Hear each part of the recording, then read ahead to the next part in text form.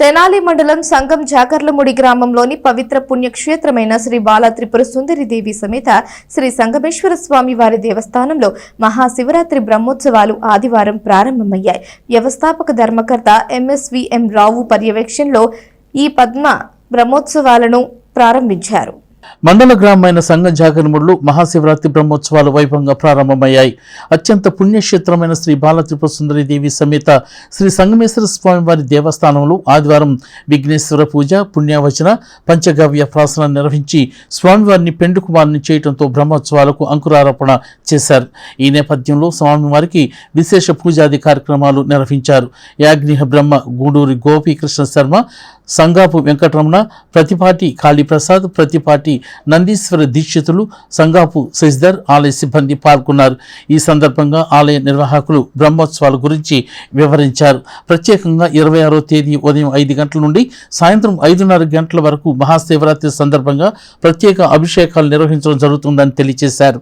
అలాగే రాత్రి 11:30 గంటలకు శ్రీ స్వామివారికి లింగోద్భవకాల అభిషేకాలు, 12 గంటలకు గ్రామ బలిహారణం మరియు స్వామివార్ల కళ్యాణమునకు భక్తులు ఇచ్చే తలంబరాలు తీసుకుని రావడం జరుగుతుందని తెలియజేశారు.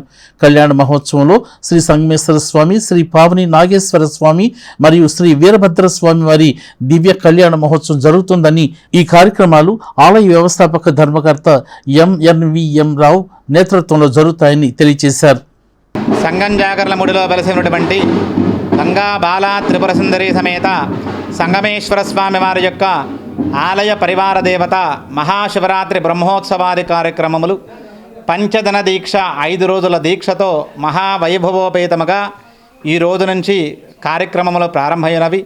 ఈ రోజున ప్రాతకాలమున స్వామివారికి విశేష అర్చన, అభిషేకములు, విఘ్నేశ్వర పూజ, పుణ్యాహవాచనము, పంచగవ్య ప్రాసన, రక్షాబంధనము, దీక్షా స్వీకరణ, అఖండ స్థాపన, అలాగే సాయంకాలము సూర్యాస్తమమున మృత్సంగ్రహణము, అంకురార్పణ, మహావాస్తు పూజ, నవకలశార్చన, అస్త్రతీర్థావాహన, అగ్ని ప్రతిష్టాపన, స్వామివారి యొక్క ధ్వజారోహణ, ఆలయ బలిహరణతో ఈరోజు కార్యక్రమాలతో ఈ యొక్క 5 రోజుల పూజ బ్రహ్మోత్సవాది కార్యక్రమాలు ప్రారంభమైనవి.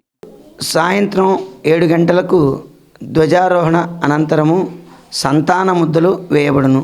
సంతానం కోరుకునేవారు ప్రతి ఒక్కరూ సాయంత్రం 6:30 గంటలకల్లా ఆలయమునకు విచ్చేసి దంపతులు సంతాన ముద్దలు స్వీకరించి స్వామివారి అనుగ్రహంతో సంతానవంతులు కావాలి.